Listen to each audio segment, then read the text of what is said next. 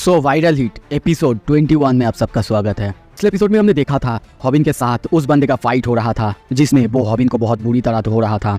अब आगे एपिसोड के शुरू में हमें बताया जाता है जुवेनाइल सेंटर के बारे में, जहाँ पे सिखाया जाता है बॉक्सिंग। जापान में यही सिर्फ एक डिटेंशन सेंटर है जहाँ पे सिर्फ प्रिजनर्स को बॉक्सिंग सिखाया जाता है और इसी को कहा जाता है सुंगुई बॉक्सिंग टीम। कुछ देर बाद हम देखते हैं एक के बाद एक सारे कैदी उनके वहाँ पे जो रिपोर्टिंग ऑफिसर यानी उनके सर थे उनको रिपोर्ट करते हैं, जिनकी हालत बहुत ज़्यादा खराब था। पर यहाँ पे जो भी थे उनके लिए सबसे पहले आता है बॉक्सिंग और उसी के बाद आता है ह्यूमन राइट्स। ट्रेनिंग बहुत ज़्यादा मुश्किल होता है, जैसे कि सबके ऊपर टॉर्चर करा जा रहा है। तभी हम यहाँ पे शायद उनके ऑफिसर या फिर ट्रेनर को देखते हैं जो कि देख के कहने लगते हैं, मुझे पता था ये लोग बिल्कुल बेकार हैं, बेकार। पर इनमें से वो बंदा, तभी हम उनके सामने बंगुक को देखते हैं। वो पंचिंग बैग को पंच कर रहा था। वो बंदा चिल्ला के कहने लगता है, बंगुक खान, चैंपियन बनना इतना भी मुश्किल नहीं है। अगर तुम अपने ट्रेनिंग को सर्वाइव कर पाओ तो फिर तुम ज़रूर एक चैंपियन बनोगे। तभी सीन प्रेजेंट में आता है। हम देखते हैं वो हॉबिन को एक बहुत ज़ोर से पंच मारता है, जिससे हॉबिन की हालत अब बहुत ज़्यादा ख़राब हो चुका है। अब सबको पता चल चुका है कि वो एक इन बॉक्सर नहीं बल्कि एक आउट बॉक्सर है। सैम क्या सुनाया जाता है, वो भी कहता है कि डबल लेग टैकल ये काम कर सकता है पर आउट बॉक्सर्स के खिलाफ बिल्कुल नहीं। स्नैपर को देखते हैं, वो रोते रोते कहने लगता है, हॉबिन ये सब तुम क्या कर रहे हो, वो एक इन फाइटर नहीं। पर तभी देखते हैं हॉबिन क्या सुनाई देता है, वो गिनने लगता है 1 2 1 2 और उसे हम देखते हैं पंचिंग ट्राई करते हुए, जो देख के सब कोई बहुत ज़्यादा हैरान होते हैं। हॉबिन पंचिंग ट्राई कर रहा है, उसे तो अच्छे से स्टैंड करना भी नहीं आता, पर हॉबिन अभी भी वो पंचेस की ट्राई करे जा रहा है। वो बस सैम की आवाज़ और सैम की बातें याद करके सब कुछ कर रहा है और तभी सामने की तरफ पंच मारते हुए कहता है, चलो अब मैं मारने वाला हूँ। सीन तभी पास में आता है। हमें दिखाया जाता है हॉबिन तायुन के पास आया है ट्रेनिंग करने के लिए, वहाँ पे बॉक्सिंग सीखने आया है। तायुन ये देख के कहता है, अच्छा तुम आखिर बॉक्सिंग सीखने आए हो, पंचिंग करने आए हो, तो फिर ताइक्वांडो का क्या? वो कहता है, वो तो मैं सीख ही लूँगा, पर मुझे अभी थोड़ा सा ये ट्रेनिंग भी करना है। क्या तुम मुझे सिखाओगे? नहीं। ये सुन के तायुन कहता है, मैं तुम्हें सिखा तो दूंगा, पर तुम इतने दूर आखिर क्या कर रहे हो? हॉबिन को हम बहुत दूर देखते हैं। वो तायुन से कहता है, मेरे पास मत आओ, मेरे तुम्हें बस ताइक्वांडो पसंद है, मेरे पास मत आओ। कुछ देर बाद देखते हैं वो अब खड़ा हुआ है और पंचिंग का ट्राई कर रहा है। पर तभी देखते हैं वो तायुन को पंच मार भी रहा था, पर उसका पोस्चर वो बिल्कुल गलत था। इसीलिए तायुन उसके पास जाता है और उसे ठीक करने की कोशिश करता है, पर इससे भी हॉबिन डर जाता है और कहता है, तुम मुझसे दूर रहो। तभी फिर से हम प्रेजेंट में देखते हैं, यहाँ पे हॉबिन को देखते हैं, वो बंगुक को पंच मार रहा है, पर उससे बंगुक का आखिर क्या हो सकता है, क्योंकि वो एक प्रोफेशनल बॉक्सर है। दूसरी तरफ वो बंदा जो उसके सामने है वो बिल्कुल अनाड़ी है। बंगुक एक के बाद एक उसे मारे जा रहा था, जिससे उसकी हालत बहुत ज़्यादा खराब हो रहा है। स्नैपर भी अब उसके ऊपर चिल्लाने लगता है, तुम्हें दिखाई नहीं दे रहा है ये सब कुछ उसके ऊपर काम नहीं आएगा और तुम बॉक्सिंग क्यों कर रहे हो, या तक कि तुम तो अच्छे से खड़े भी नहीं हो पा रहे हो, क्यों ना तुम दूसरा कोई टेक्निक यूज़ करो। और हॉबिन बस एक ही बात सोच रहा है कि नहीं कर सकता, कोई भी टेक्निक इसके ऊपर काम नहीं आएगा। वो ये सोच रहा था, फिर से एक पंच उसके फेस पर आके लगता है। बंगुक कहता है, क्या तुम हार मानते हो? तभी फिर से हमें पास्ट की सीन दिखाया जाता है जहाँ पे हॉबिन ट्रेनिंग कर रहा था और वहीं पे सैम कहता है, तुम्हें लगता है कि बॉक्सिंग काम नहीं आएगा, इतना गलत तुम कैसे सोच सकते हो मेरे बारे में? हॉबिन कहता है, बिल्कुल कैसे आएगा, कैसे काम करेगा वो? पर तभी सैम कहता है, बॉक्सिंग तो बस एक धोखा है। ये सुन के हॉबिन भी चौंकता है, मैं तुम्हें कुछ और बताऊंगा और कुछ सिखाऊंगा, क्योंकि अब तुम बिगिनिंग लेवल कंप्लीट कर चुके हो। मैं तुम्हें और एक टेक्निक जो कि है कॉम्बिनेशन वो सिखाता हूँ। हॉबिन को अभी भी प्रेजेंट में देखते हैं, वो एक के बाद एक पंच उसके ऊपर मारे जा रहा था, पर बंगुक उसकी हर एक अटैक को डॉज कर रहा था। तभी हमें सैम क्या सुनाया जाता है, तुम्हारा ओपोनेंट अगर पूरी तरह से अपने तुम्हारे फिस्ट पर फोकस करा हुआ है तो यही तुम्हारे लिए समय है। और तभी देखते हैं हॉबिन अपना हाथ खोलता है और जोरदार एक 1 लेग टैकल करता है। ये जो नया अटैक उसने किया है ये पंचेस और 1 लेग टैकल का एक कॉम्बिनेशन है।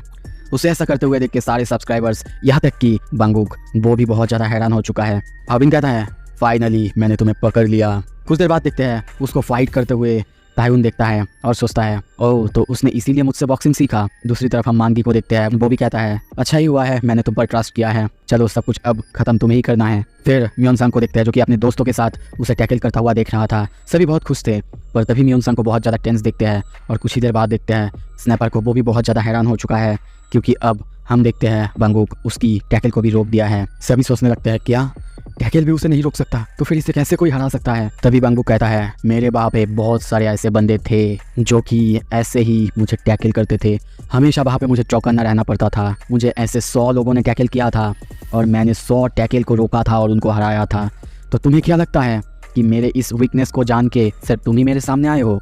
बिल्कुल नहीं, तुम जैसे 100 आए थे जो कि मेरे हाथों नॉकआउट हुए हैं। यहाँ तक कि मैं ये भी समझ गया था मैं एक टैकल को काउंटर कर सकता हूँ अगर मैं अपने नी को थोड़ा सा पुश करूँ और अपने ओपोनेंट को डाउन कर दूँ। स्नैपर ये देख के बहुत ज़्यादा हैरान हो चुका है। दूसरी तरफ म्योनसंग को देखते हैं, वो भी अपने मोबाइल फेंक के वहाँ से जाने लगता है और कहने लगता है वो अगर बॉक्सर को टैकल से नहीं हरा सकता मतलब और कुछ भी नहीं कर सकता। पर तभी हॉबिन कहता है, एज एक्सपेक्टेड ये काम नहीं किया। तभी हमें फिर से सैम दैक की आवाज़ सुनाया जाता है जो कि कहता है ऐसा कोई भी बॉक्सर नहीं है जो कि एक टैकल को हरा सके या फिर डॉज कर सके, पर अगर तुम्हारे सामने ऐसा कोई प्रो बॉक्सर आ गया जिसे कि ये भी करना आता है तो तुम्हारे पास सिर्फ एक ही काम रहेगा, क्योंकि तुम्हें वर्स्ट केस सिनारियो भी देखना होगा। अच्छा पहले ये बताओ तुम्हें क्या लगता है एक बॉक्सर के लिए सबसे प्यारी और सबसे महंगी चीज़ क्या होता है? हॉबिन सोच के बताता है शायद उनका बॉक्सिंग। और तभी हमें यहाँ पे सैम दैक प्रेशर पॉइंट्स के बारे में बताता है। प्रेजेंट में आते हैं, हॉबिन चिल्लाने लगता है और कहता है ऐसे एक एमेच्योर फाइटर आउट बॉक्सर को हरा सकता है। बॉन्गुक अब सामने देख के बहुत ज़्यादा हैरान हो चुका है, बहुत ज़्यादा चौंकता है। हॉबिन अपनी ट्रेनिंग को याद करता है और तभी उसका जो प्रेशर पॉइंट यानी उसकी पैरों के ऊपर के हिस्से में एक बहुत ही जोरदार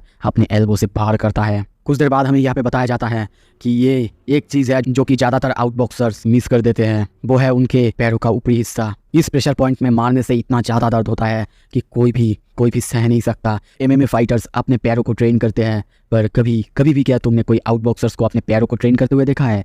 तभी हम देखते हैं स्नैपर बहुत ज़्यादा खुश है। दूसरी तरफ हम बॉन्गुक को देखते हैं, उसके पैर में अब बहुत ज़्यादा दर्द हो चुका है, उसकी पैरों की हालत भी बहुत ज़्यादा ख़राब है। ये देख के सारे लोग कमेंट करने लगते हैं, हॉबिन को बहुत ज़्यादा शाबाशी देने लगते हैं। यहाँ तक कि ये देख के सियोंजुन को देखते हैं, वो भी सोचता है ओह तुम एक बहुत अच्छे फाइटर हो हॉबिन।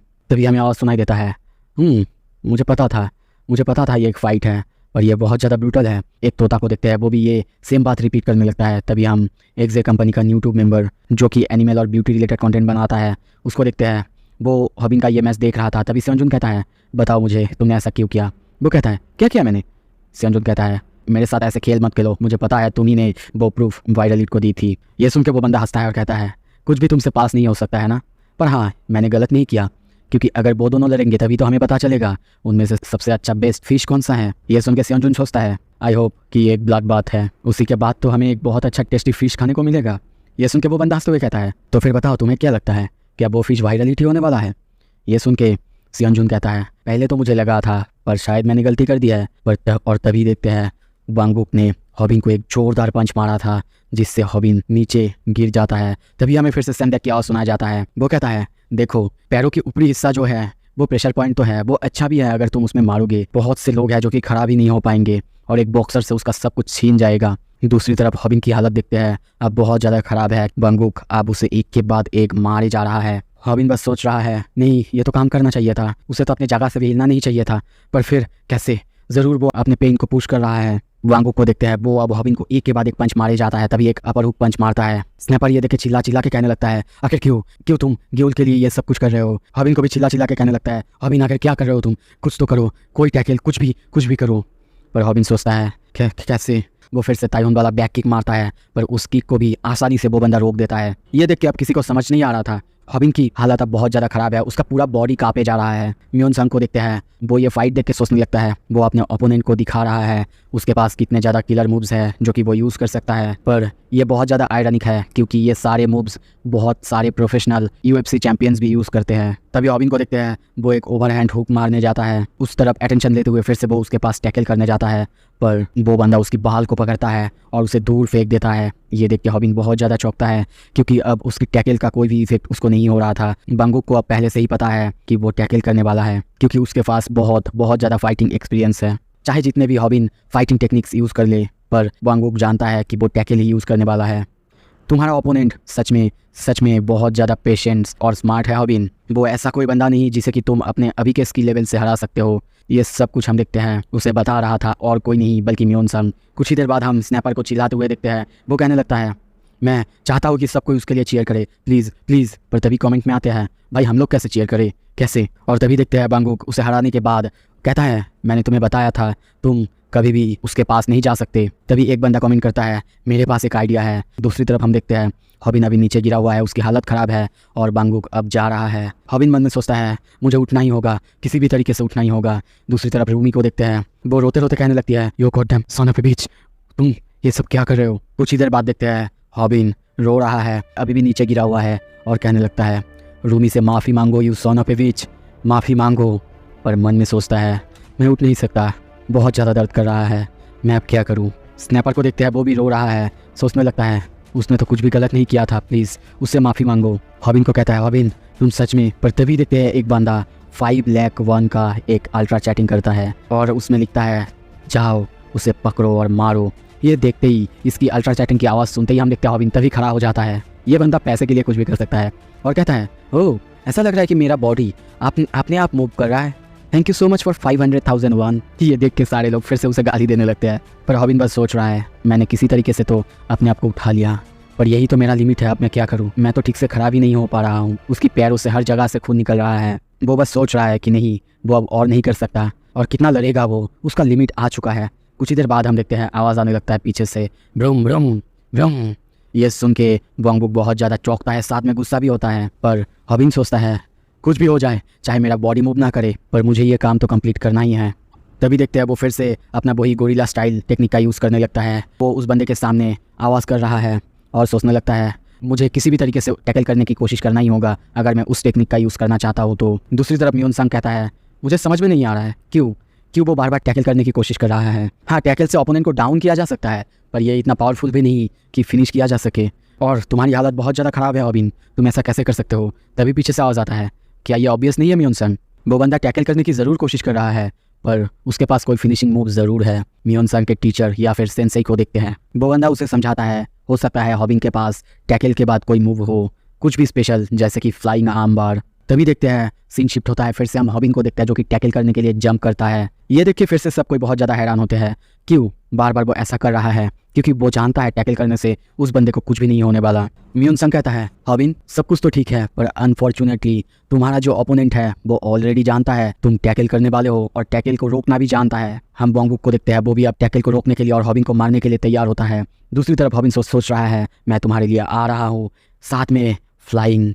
तभी फिर से हमें पास्ट के सीन दिखाया जाता है जहाँ पे सैमडेक उसे फ्लाइंग आर्म बार कैसे करते हैं वो सिखा रहा था, पर यह हॉबिन के लिए बहुत मुश्किल होता, इसीलिए उसके लिए एक बीटा वर्जन सिखाने लगता है जहाँ पे और एक टेक्निक है जो कि फ्लाइंग आर्म बार से कुछ ज़्यादा आसान है, क्योंकि फ्लाइंग आर्म बार को प्रैक्टिस करने के लिए और एक बंदे की ज़रूरत होता है जो कि हॉबिन के पास भी नहीं था, और वो बहुत ज़्यादा मुश्किल टेक्निक भी है। इसीलिए सैमडेक कहता है तो अगर तुम ये टेक्निक यूज़ नहीं कर सकते तो इसके बदले मैं तुम्हें और एक टेक्निक सिखाऊंगा जिससे तुम बॉक्सर से जीत सकते हो। हॉबिन सोचता है क्या एक नया रास्ता। सैमडेक कहता है मैंने ऑलरेडी तुम्हें सिखा दिया है। हॉबिन को देखते हैं वो वांगबुक को अब टैकल करने जा रहा है, साथ में सैमडेक की आवाज़ भी सुनाई देता है। वो कहता है अब तक तुमने बहुत बार टैकल करने की कोशिश की है, यहाँ तक कि गिनती में भी नहीं आ सकता, और इसीलिए तुम्हारा जो ओपोनेंट है वो बार बार उसी जगह पे फोकस करेगा कि तुम उसे टैकल करने वाले हो। हॉबिन को हम वही ट्रेनिंग याद करते हुए देखते हैं जब वो सीढ़ी से ऊपर उठ रहा था, और तभी देखते हैं हॉबिन अपने पैरों की मदद से उसके फेस पे एक बहुत जोरदार हिट करता है, जिसके लगते ही उस बंदे की पूरी तरह से नाक टूट जाता है और खून साथ ही साथ निकल आता है। और सच में ये अटैक कमाल का था,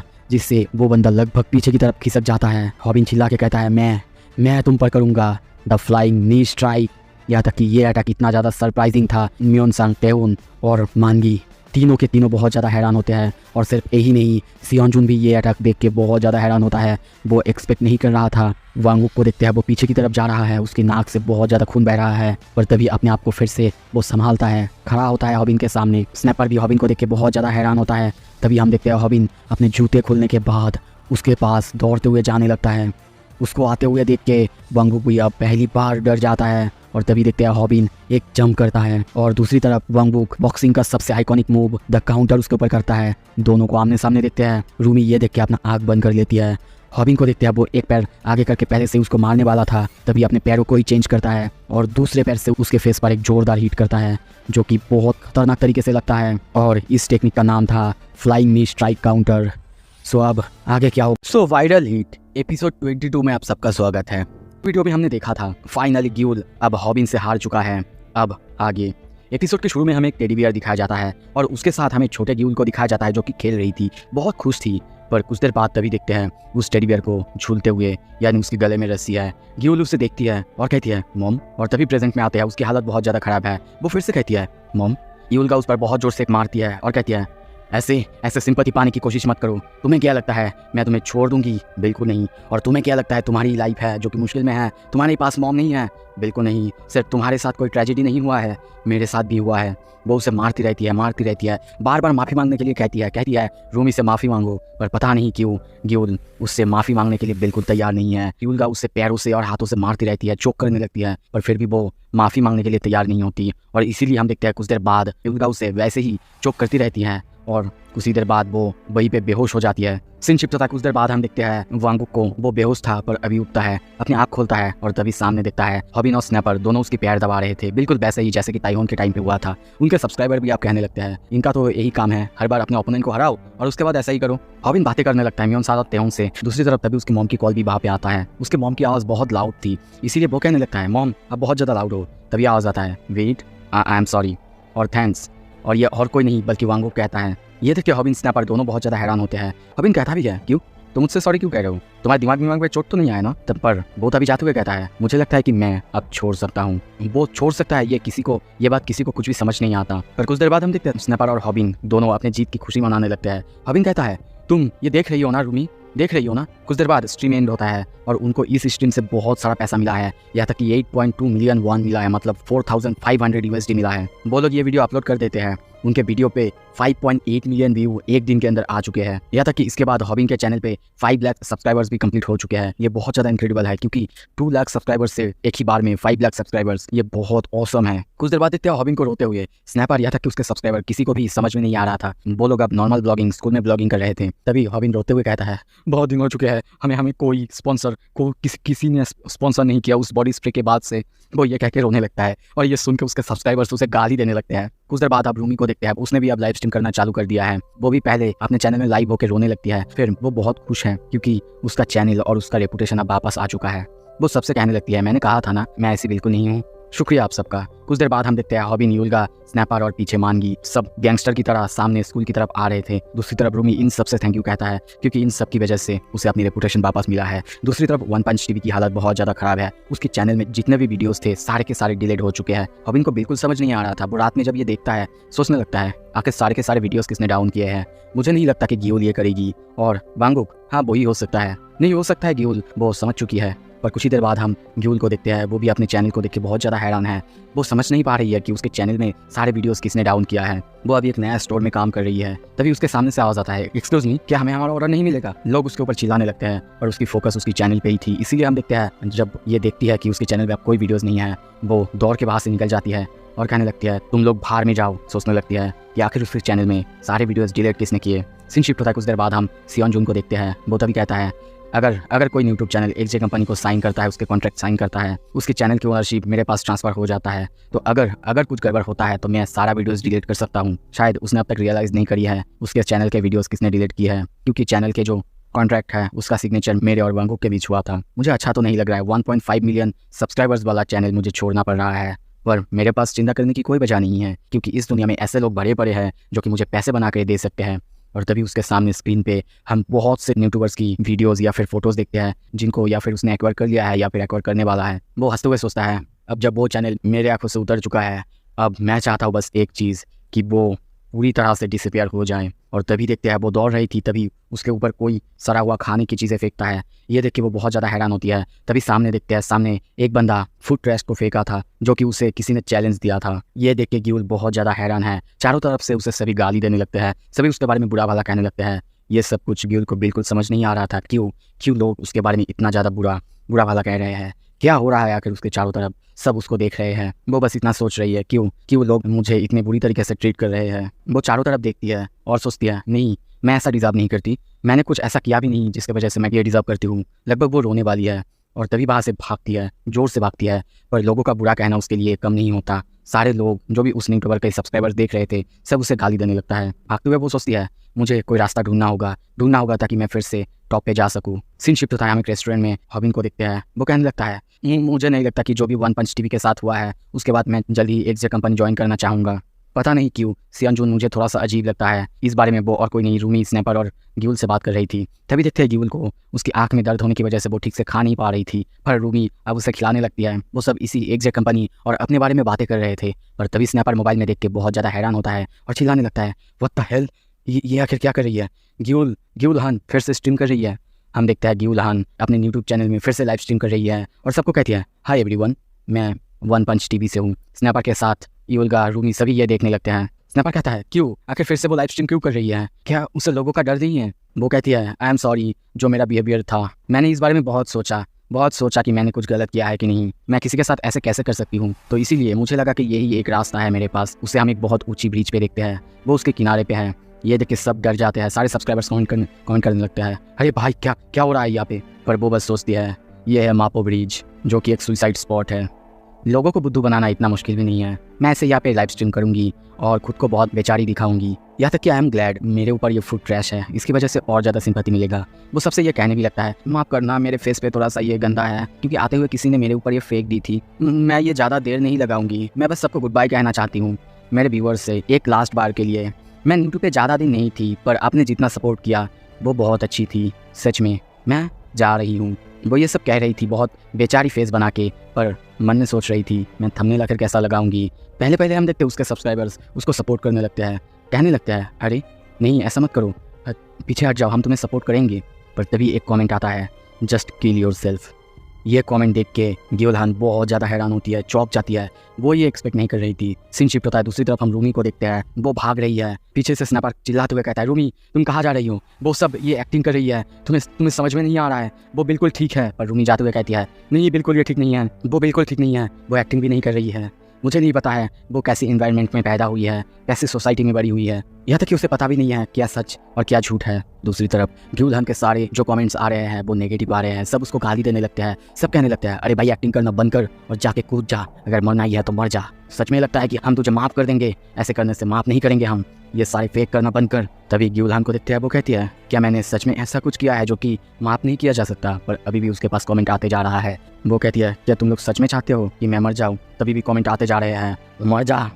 वो कहती है, मैं जस्ट जीने की कोशिश कर रही हूँ तुम सब की तरह। क्यों तुम सब मेरे साथ ऐसे कर रहे हो? क्यों ऐसा प्रेटेंड कर रहे हो कि तुमने कभी कोई गलत चीज़ नहीं किया है? मैं भी तो तुम्हारी तरह हूँ, क्यों तुम सब मुझे अटैक कर रहे हो? मैं और तभी वो अपने पास्ट की उसी टेडी बेयर को झूलते हुए देखती है और चिल्ला के कहती है, मैं बस ये सब कुछ कर रही हूँ ताकि मैं भी सर्वाइव कर पाऊँ। तो फिर क्यों तुम सब मुझे बता रहे हो कि मुझे मर जाना चाहिए?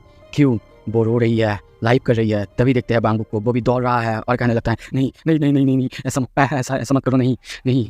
पर तभी देखते हैं ग्योल हान को, वो मिडिल फिंगर दिखाती है और कहती है, क्या तुम लोग सच में चाहते हो मैं खुद को मार दूँ? सच में मुझे तुम सब पर विश्वास नहीं हो रहा है, सब बस कमेंट करे जा रहे हैं, मर जा। और तभी देखते हैं वो जंप करती है, कैमरा अभी भी उसके तरफ है। वो नीचे जंप करते हुए कहती है, तुम लोगों को लगता है मैं अपने आप को नहीं मार सकती। वो अभी भी मिडिल फिंगर दिखा रही है और उसे जंप करते हुए देख के, उसे गिरते हुए देख के अब सब लोग बस चौंक चुके हैं, किसी के पास बोलने के लिए कुछ भी नहीं है। और तभी यूट्यूब ये देख के उस वीडियो को ही सस्पेंड कर देता है। आप कमेंट में भर जाते हैं, क्या सच में उसने जंप कर दिया? नहीं। सीन शिफ्ट होता है, दूसरी तरफ हम सियोन जॉन को देखते हैं। ये देख के हंसने लगता है और कहता है, thanks for everything and goodbye one punch TV. मन में सोचता है। कुछ देर बाद देखते हैं वो जंप तो करती है और उसे देखने के लिए दौड़ते हुए रूमी और वांगुक दौड़ते हुए आ रहे थे। तभी हमें पास्ट की सीन दिखाया जाता है जहाँ पे वांगुक और ग्योल दोनों छोटे थे। वांगुक उसका एक फोटो खींचता है, उससे दिखाता है। वो उसकी बहन का तो फोटो खींचती है, पर उसकी मॉम को फोटो खिंचाना बिल्कुल पसंद नहीं था। क्यों? क्योंकि उसकी मॉम की हालत हमेशा ऐसी रहती थी जैसे कि एक ब्रोकन डॉल। वो बार बार कहती थी, तुम मेरी फ़ोटो लेना चाहते हो? ठीक है बेटा, शायद 1 हफ्ते में या 2 हफ्ते में। उसके बाद वो अपना फ़ोटो तो नहीं खिंचाती थी, यहाँ तक कि मिरर में भी नहीं देखती थी। जब वो दोनों अपने मॉम को ऐसे देखते थे और अपने फादर को सोए हुए चारों तरफ अल्कोहल की बोतल देखते थे, वो अपने मॉम से पूछते थे, क्या पापा ने ऐसे किया है? ऐसा भी होता था। वांगुक अपने मॉम को जाके कहती थी, मॉम अब सब कुछ छोड़ के चली क्यों नहीं जाती? पर उसकी मॉम कहती है, नहीं बेटा नहीं जा सकती, तुम्हारे पापा वो और ज़्यादा बेचारा है। वो अपनी मॉम को बिल्कुल समझ नहीं पाती थी क्योंकि वो थी यहाँ पे विक्टिम, तो वो भागना क्यों नहीं चाहती। वो उन्हें बार बार कहती थी, मॉम भाग जाइए, पर उसकी मॉम बार बार मना करती थी। पर एक दिन कुछ ऐसा हुआ जब वो दोनों आए और अपने मॉम को सामने देखते हैं कि उसके मॉम ने सुसाइड कर लिया है। जब ग्यूल छोटी थी तब अपने सामने ऐसा देखती है। यहाँ पे कहा जाता है कि अगर आप छोटे हो, आपके ब्रेन में ऐसा ट्रॉमा घुस जाए तो आपका ब्रेन उस मेमोरी को ही सप्रेस करता है या फिर कुछ और बना देता है। और इसी वजह से शायद ग्यूल अपने सामने अपने मॉम को नहीं बल्कि अपने डॉल को झूलते हुए देखती है। वो कहता है, आई होप कि ग्यूल ठीक रहेगा। यहाँ तक कि उसके मॉम ने पैसों में लिखा भी हुआ था, जो भी तुम्हें ठीक लगे बचने के लिए वो करना। उसके मॉम का जब फ्यूनरल होता है वहाँ पे उसकी मॉम का एक फ़ोटो भी नहीं था। ये बहुत ज़्यादा शर्मनाक था। सभी कहते हैं, क्यों अपने मॉम का एक फ़ोटो भी नहीं है आप लोगों के पास? एक बार उसने सोचा भी था कि अपने डैड को मार दे, पर जब पहली बार अपने डैड को अपने मॉम के लिए रोते हुए देखता है वो अपने आप को रोक लेता है। पर कुछ दिन बाद जब एक दिन वो घर वापस आता है और आके ही सामने देखता है कि उसकी बहन की भी बिल्कुल वैसी ही हालत है जैसी उसकी मॉम की थी, बिल्कुल एक ब्रोकन डॉल जैसा। और तब वो समझ जाता है कि लोग आसानी से नहीं बदलते। ग्यूल उससे कहती भी है, भैया क्या मैं भी मॉम की तरह मरने वाली हूँ? वांगुक कहता है, मैं और एक ब्रोकन डॉल हमारे घर में नहीं देखना चाहता था। उसके बाद क्या हुआ मुझे बिल्कुल पता नहीं, पर जब होश आया तब देखा मेरे हाथ में एक हथौड़ा और उसमें बहुत सारा खून लगा हुआ था। और तब मुझे कोर्ट में जजमेंट दिया गया, 6 साल की सज़ा सुनाई गई। उन्होंने मुझे प्रिजन में भेज दिया तब गिउल बहुत रोई थी। उसी के बाद वो लड़का जो कुछ और बनना चाहता था उसको जुवेनाइल डिटेंशन सेंटर में डाल दिया गया। वहीं पे मुझे मिला बहुत सारे लोग। ये सेंटर बिल्कुल एक खेल जैसा था। वहीं पे ऐसे लोग भी मिले जो कि मुझे बहुत ज़्यादा बुली किया करते थे, मुझे मारते थे। वहाँ पे मुझे बहुत बुली किया जाता और इसीलिए मैंने सीखा जो मुझे सीखना चाहिए था। बचने के लिए जो भी करना चाहिए था वो मैंने करा। अपने सामने आने वाले हर किसी को कुचल डाला। हाँ, मैं इस लिविंग नाइटमेयर से जूझ रहा था क्योंकि मेरे पास गिउल था। पर तभी देखते हैं वो गिउल से बहुत ज़्यादा गुस्सा है क्योंकि इतने दिन होने के बाद भी एक बार भी गिउल प्रिजन में आने के बाद उससे मिलने नहीं आया था। वो बस कहता है क्यों वो मुझसे मिलने नहीं आ रहा है? क्या अब वो मुझे भूल चुकी है? क्या वो नहीं चाहती कि उसके एक क्रिमिनल भाई हो? 2 साल हो चुके हैं, वो अभी मुझसे मिलने नहीं आई है। आई बेट वो भी मुझे डैड की तरह ही सोचती है और सोचता है। मेरा गुस्सा उसकी तरफ बढ़ता रहा यहाँ तक कि जब मैं जेल से छूटा क्योंकि 6 साल की सज़ा होने के बावजूद मुझे 2 साल में ही पैरोल दे दिया गया। पर तभी जब सबको छूटने पर गरम गरम खाना खिलाया गया, गरम गरम तोहफू खिलाया गया, मेरे लिए वहाँ पे कोई नहीं था, कोई भी नहीं।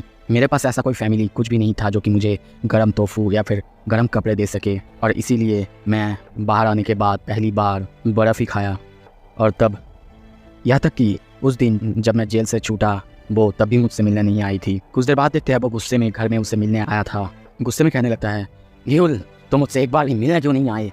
पर जब वो सामने जाती है देखती है उसकी घर की हालत बहुत ज़्यादा ख़राब है, चारों तरफ कचरा और कचरा। मैं उसे देख के ही समझ गया था कि कुछ गड़बड़ है। जब मैं जेल में था तब उसको संभालने के लिए कोई भी नहीं था। गिउल बस अकेली इस जगह के अंदर से मर रही थी। वो तो बस एलिमेंट्री स्कूल में ही थी, उसे पता भी नहीं था अपना ध्यान कैसे रखा जाता है। वांगुक को देखते हैं वो अपनी बहन से बार बार कहने लगता है क्या हुआ तुम्हें?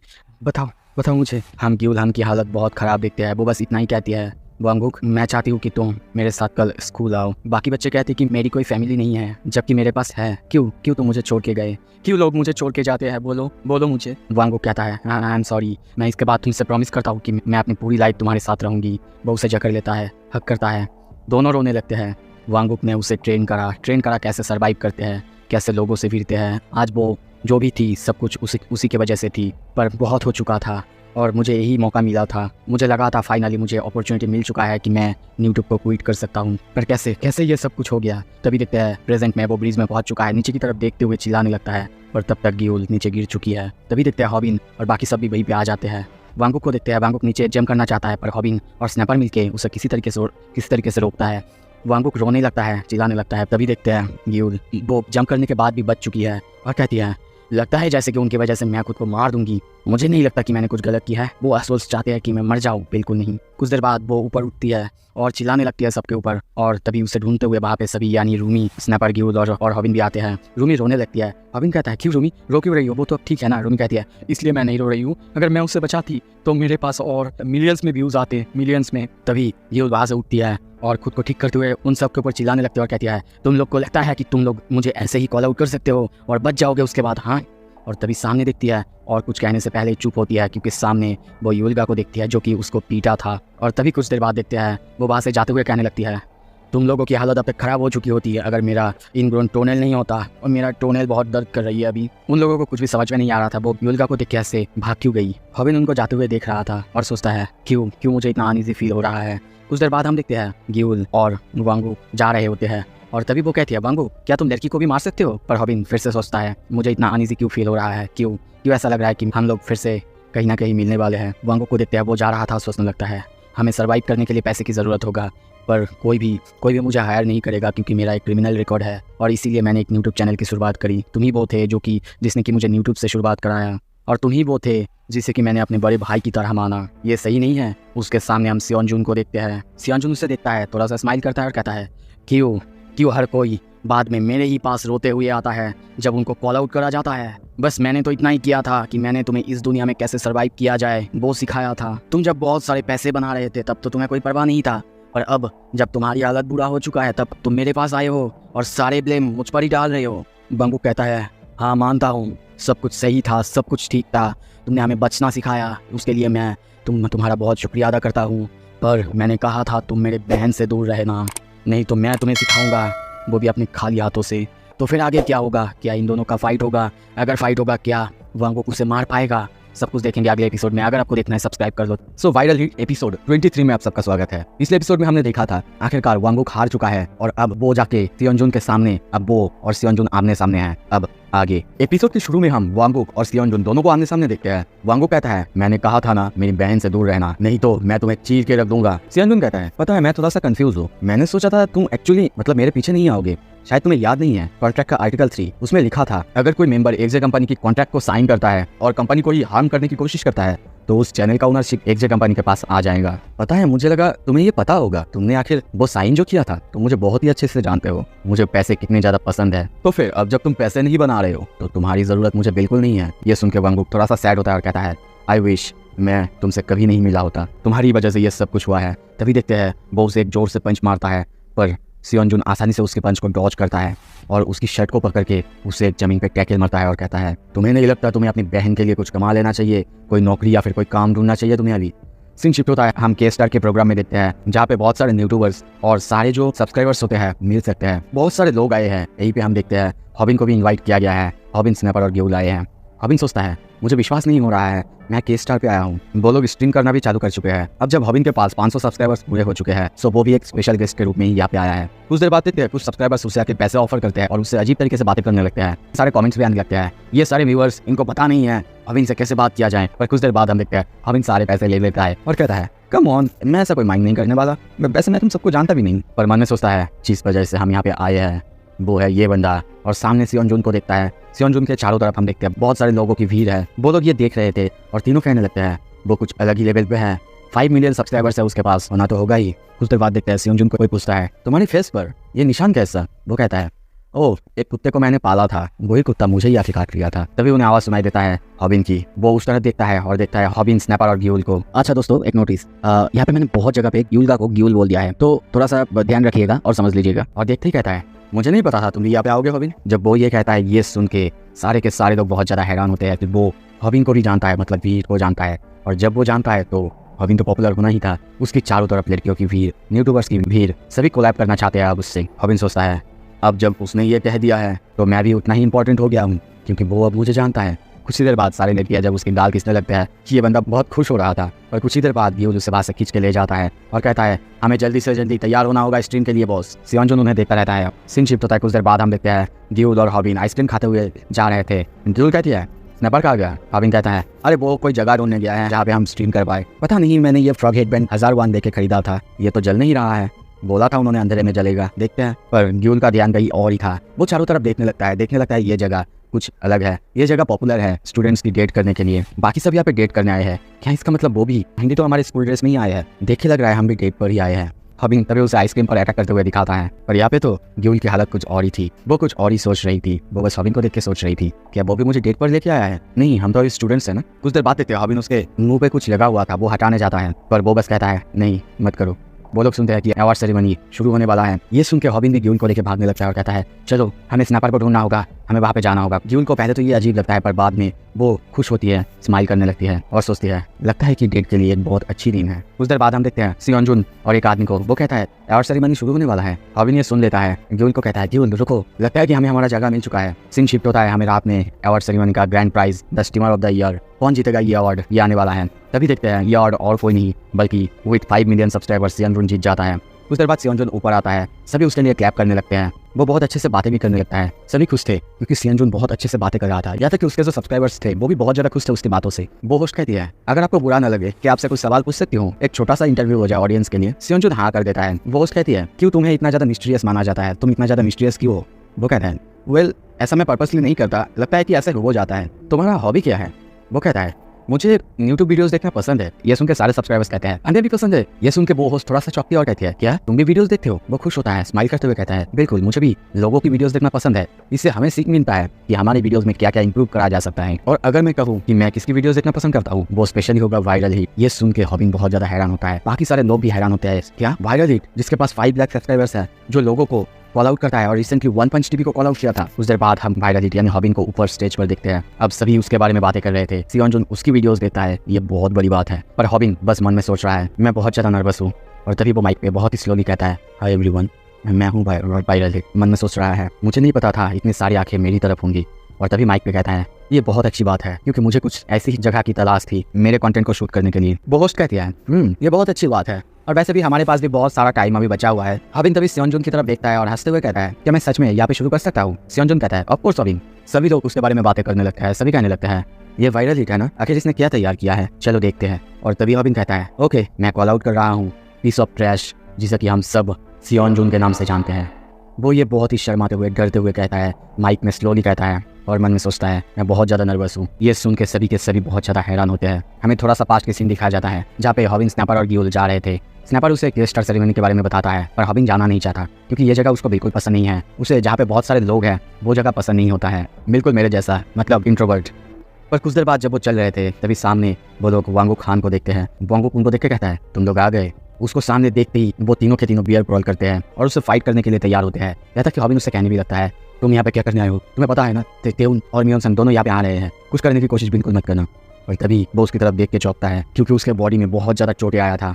ये देख के वो बहुत हैरान होता है। वांगू कहता है यह इंपॉर्टेंट है कि तुम जानो। और तभी वो उसे एक पेन ड्राइव देता है और कहता है इसमें सारा सच्चाई है।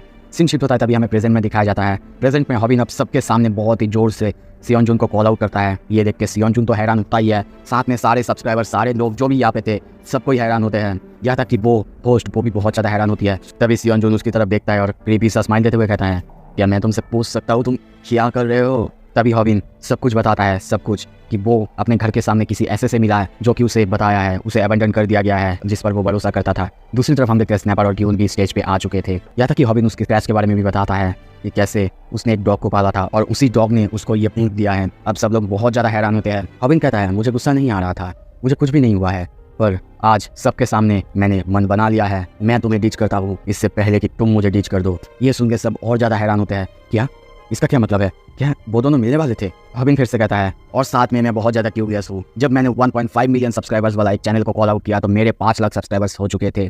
इसके बाद जब मैं 5 मिलियन वाला कोई चैनल को कॉल आउट करूंगा तो क्या होगा वो मुझे देखना है। सीन शिफ्ट होता है, हमें फिर से वांगू के पास की हिस्ट्री बताया जाता है। वो बताता है कि जब वो उसी जेल में था, उसी जुवेनाइल डिटेंशन सेंटर में था, तब वो जगह बहुत ख़राब था। वो सबसे डरता, सब उसे मारते, पर तब वहाँ पे कोई ऐसा था जो कि उसे सिखाया था कि कैसे सर्वाइव करते हैं, कैसे दूसरों को डाउन करके सर्वाइव करते थे। वो बंदा कोई और नहीं बल्कि सियोन जून था। ये सुन के हॉबिन के साथ गियोल, स्नैपर बहुत ज़्यादा हैरान होते हैं, क्या सियोन जून एक क्रिमिनल है। वांगू उन्हें सब कुछ बताता भी है कि कैसे वो उसे भाई मानता था पर उसने उन दोनों को बिट्रे कर दिया और इसीलिए वो उसे वो पेन ड्राइव देता है जिसमें सारा प्रूफ है और कहता है जाओ और उसे एक्सपोज करो। हॉबिन उससे पूछता है पर मैं ही क्यों, तुम भी तो कर सकते थे ना, मैं क्यों ऐसा करूँ कि जिसके पास 5 मिलियन सब्सक्राइबर्स है मैं उसे भेजने क्यों जाऊँ, क्यों मैं विश्वास करूँ जो भी तुमने कहा है, क्योंकि मेरे लिए तो तुम ही सबसे बुरे हो। ये कहते हुए वो लोग बाहर से चले जाते हैं। सीन शिफ्ट होता है, तभी हमें प्रेजेंट में दिखाया जाता है। वांगू उसकी लाइव स्ट्रीम को देख रहा था और कहता है ये बहुत ज़्यादा अनबिलीवेबल है, मुझे लगा था कि वो लोग तो अच्छे हैं और वो लोग तो अपनी ही फायदे के लिए उसे कॉल आउट कर रहे हैं, उन्हें देखना है कि कैसे उनके सब्सक्राइबर्स ग्रो करते हैं। पर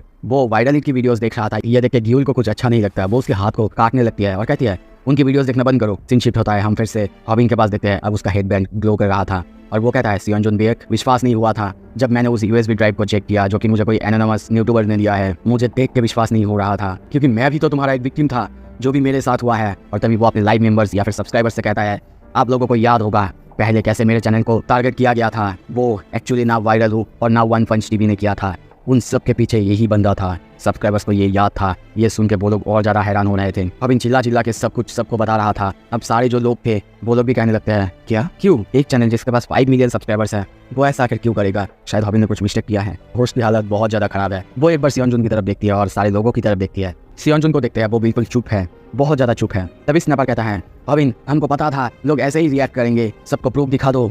और तभी हॉबिन प्रूफ दिखाने लगता है और कहता है आप लोगों को अगर विश्वास नहीं हो रहा है ये रहा वो सारा प्रूफ, देखो इसे। पर तभी सियोन जून हंसता है और कहता है माफ करना, मुझे लगता है कि मुझे हंसना नहीं चाहिए था। ये देख के हॉबिन, गियोल और स्नैपर उनको कुछ समझ में नहीं आ रहा था क्यों वो आके हंस रहा है। पर कुछ देर बाद सियोन जून उसके हाथ को और पेट के पास पकड़ता है और थोड़ा सा प्रेशर देते हुए कहता है अब मुझे लगता है कि तुमको पहले मेंशन कर देना चाहिए था, है ना, द मेक सियोन जून मैड प्रैंक, तुमको ये प्रैंक के बारे में सबको बता देना चाहिए था। ये सुन के सब कोई चौंकते हैं। पर हॉबिन कहता है नहीं ये कोई प्रैंक नहीं था, क्या तुमको लगता है तुम भाग पाओगे। वो फिर से कहता है अरे हॉबिन अब तो रुक जाओ, तुम्हारी वजह से मैं हंसने वाला हूँ। उसकी पेट और हाथ के पास और ज़्यादा प्रेशर देने लगता है। अब हॉबिन को दर्द भी होने लगता है। सियोन जून कहता है मुझे नहीं लगा था तुम इतने लोगों के सामने और इतने इंपॉर्टेंट इवेंट में ये प्रैंक करोगे, मुझे नहीं लगता लोग इससे खुश होंगे। अब ये सुन के सारे सब्सक्राइबर्स थोड़े से अजीब बिहेव करने लगते हैं, मतलब उनको समझ में नहीं आ रहा था ये एक्चुअली रियल था या फिर फेक है। कोई कोई अभी भी साइड ले रहा है कि ये शायद फेक या फिर ये शायद रियल है, पर हॉबिन सबको समझाने की कोशिश करता है, पर अब उसके पास कोई रास्ता नहीं था। लोगों को ये बिल्कुल अच्छा नहीं लगा था कि इस इंपॉर्टेंट इवेंट में कैसे वो ऐसा कर सकता है। इसमें शायद सियोनजुन की भी गलती थी, क्योंकि उसने उसे कहा भी नहीं था कि कब कहा करना है। पर अभी भी कुछ सब्सक्राइबर्स कमेंट करे जा रहा है, क्या मैं ही हूँ जिसे लगता है कि ये एक प्लान नहीं था। हॉबिन अब समझ चुका था, उनका ये प्लान पूरी तरह से बर्बाद हो चुका है। सियोनजुन ऐसा बंदा नहीं है जिसे कि वो आसानी से कॉल आउट कर पाएंगे। इतने सारे लोगों के सामने सियोनजुन एक गॉड की तरह है और उसकी पब्लिक पर्सोना वो भी बहुत बहुत ज़्यादा अच्छा है। कुछ देर बाद देखते हैं सियोनजुन सबसे माफी मांगता है और कहता है मैं इसकी रिस्पॉन्सिबिलिटी लेता हूँ, माफ करना सब कोई। हॉबिन फिर से कुछ कहने जाता है, पीछे से स्नैपर उसे खींच लेता है और कहता है हॉबिन रुको, हमने उसे अंडरएस्टिमेट किया है। अगर तुमने और कुछ बोला तो सब कोई हमारे ही खिलाफ आ जाएंगे। हमें शायद यहाँ से चले जाना चाहिए और एक अच्छे प्लान के साथ वापस आना चाहिए। हॉबिन, यूल्गा और स्नैपर जाने लगते हैं, पर तभी आवाज़ आता है, क्या लगता है हॉबिन, आखिर तुम कहाँ जा रहे हो? आई एम श्योर हमें और बहुत सारे बातें करना बाकी है। हॉबिन के पीछे हम सियोनजुन को बहुत ही गुस्से में देखते हैं। सीन शिफ्ट होता है, हम सियोनजुन की होटल में देखते हैं। सियोनजुन उन्हें सब कुछ कहता है कि हाँ बिल्कुल ये सच है जो भी तुमने सुना है। मैं ये तुम्हें बताने वाला था, पर चलो किसी और ने तुम्हें पहले ही बता दिया है। पर तुमने मुझे अब एक दुश्मन बना दिया है, वो भी सिर्फ एक इनसिग्निफिकेंट डिटेल की वजह से। पता नहीं तुम में से ये किसका प्लान था। फिर हमें पास्ट की सीन दिखाया जाता है जहाँ पे वो तीनों प्लान करने लगते हैं कि कैसे, कहाँ पे और क्या वो लोग करने वाले हैं। पर वो लोग बार बार अपने टॉपिक से ऑफ टॉपिक हो रहे थे, जैसे कि क्या खाएंगे क्या नहीं खाएंगे। कुछ देर बाद वो लोग प्लान करते हैं कि वो लोग उसी प्रोग्राम में जाके वहाँ पे स्ट्रीम करेंगे और तीनों एक साथ कहते हैं हम लोग सियोनजुन को उसके डीच करने से पहले डीच करेंगे। सीन शिफ्ट होता है प्रेजेंट में, हम देखते हैं तीनों बताने लगता है कि किसकी आवाज़ सबसे ज़्यादा लाउड था। सियोनजुन अच्छे से बातें करने लगता है और कहता है अरे यार तुम लोग तो बहुत बच्चों जैसी हरकतें कर रहे हो। कुछ देर बाद देखते हैं ये सुन के स्नैपर उन तीनों को थोड़ा सा कॉन्फिडेंट आता है और वो तीनों कहने लगते हैं वेल तो फिर ठीक है, हम इसके बाद तुम्हारे रास्ते में नहीं आएंगे, अब चलते हैं। पर तभी सियोनजुन कहता है हॉबिन, दो तरह के लोग होते हैं जिनको मैं कभी माफ नहीं करता। पहला जो मुझे स्टैप करने की कोशिश करता है और दूसरा जो मुझे स्टैप करता है। और तभी देखते हैं सामने देखते हुए स्नैपर पूरी तरह से घबरा चुका है, क्योंकि उसके सामने हम वही यूट्यूबर को देखते हैं जो कि ब्यूटी और एनिमल रिलेटेड कंटेंट बनाता है विद 3 मिलियन सब्सक्राइबर। स्नैपर उसे सामने देखते ही डर जाता है। वो बंदा कहता है हे तभी पीछे से आवाज़ आता है मैंने तो तुमसे पहले ही कहा था तुम्हें इन्हें डिच कर देना चाहिए, ये लोग इडियट्स हैं। तभी और एक यूट्यूबर जो कि टफ एंड रेडी चैनल से है 2.3 मिलियन सब्सक्राइबर्स के साथ उसे देखते हैं। सियोनजुन कहता है क्या तुम्हें सच में लगा था तुम यहाँ से जा तुम मेरे पीछे छुरी भोंक के मेरे पीठ पर छुरी भोंकने के बाद तुम जा सकते हो। कुछ देर बाद देखते हैं वो बंदा उन्हें लेके बैठाता है और कहता है कम किडोज चलो अंदर बैठते हैं। वो तीनों अब बहुत ज़्यादा डर चुके हैं। सियोनजुन को देखते हैं, वो जाने लगता है और कहता है सॉरी हॉबिन, पता है मैं बहुत ज़्यादा डर जाता हूँ बहुत जल्दी।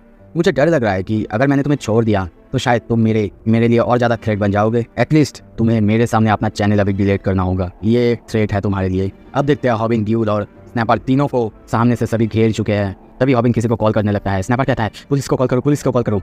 पर तभी एक बंदा पीछे से आता है और उसका फ़ोन लेता है और कहता है सॉरी टू बी रूड, पर मुझे लगता है कि अगर तुमने पुलिस को कॉल कर दिया ये अच्छा नहीं होगा। और एक यूट्यूबर को देखते हैं योनजी, उसके पास 1.8 मिलियन सब्सक्राइबर्स हैं। पर वो जब फोन पे देखता है कि वहाँ पे पुलिस नहीं बल्कि किसी और का नंबर था। और तभी देखते हैं वहाँ पे त्योन आ चुका है और आते ही दरवाज़ा खोलता है और कहता है मैं दौड़ते दौड़ते बहुत ज़्यादा थक गया हूँ, मैं जितना तेजी से हो सके उतना तेजी से दौड़ते दौड़ते यहाँ पे आया हूँ। बाय द वे ये गली लुकिंग मदरफकर आखिर कौन है? वो बंदा उस तरफ देखता है और कहता है या त्योन सेओंग। तभी हमें और एक आवाज़ सुनाई देता है, ये अच्छा है कि डोर अनलॉक है। वो यूट्यूबर सामने देखते हुए कहता है इंटरेस्टिंग। और तभी उसके सामने हम और कोई नहीं बल्कि मानवी को देखते हैं। वो कहता है ऑल्दो अगर बंद भी होता तो मैं उसे आसानी से स्मैश कर देता और चला आता। मानवी के पास भी अब 90,000 सब्सक्राइबर्स हो चुके हैं। और एक बंदा कहता है वाओ इंटरेस्टिंग, ये सब हर दिन देखने को मिलता भी नहीं था, क्या ये कोई फाइट का बिल्डअप है? तभी सियोनजुन हॉबिन की तरफ देखता है और स्माइल करते हुए कहता है हॉबिन, क्या मुझे एक्सप्लेन करना चाहोगे ये सब क्या हो रहा है? तभी हॉबिन कहता है वेल मैं बहुत ज़्यादा इंप्रेस हो रहा था जो कि तुम कर रहे थे और इसीलिए मैंने भी अपना एक ऑर्गेनाइजेशन चालू किया है। Let me introduce you to the newly formed हॉबिन यू कंपनी, और जिसमें कि हम सबको देखते हैं यानी मानवी, त्योन सेओंग, हॉबिन, यूल्गा और स्नैपर को। वो लोग लाइव करना चालू कर चुके हैं और ये सुन के उसके सब्सक्राइबर्स भी बहुत ज़्यादा हैरान होते हैं। पर उन लोगों को समझ में नहीं आ रहा था कि क्या हो रहा है यहाँ पे। सो क्या अब एक ही बार में यहाँ पे गैंग वॉर छिड़ने वाला है? क्या होगा अगले एपिसोड में, सब कुछ देखेंगे। सब्सक्राइब कर लो देखने के लिए। थैंक यू सो मच देखने के लिए।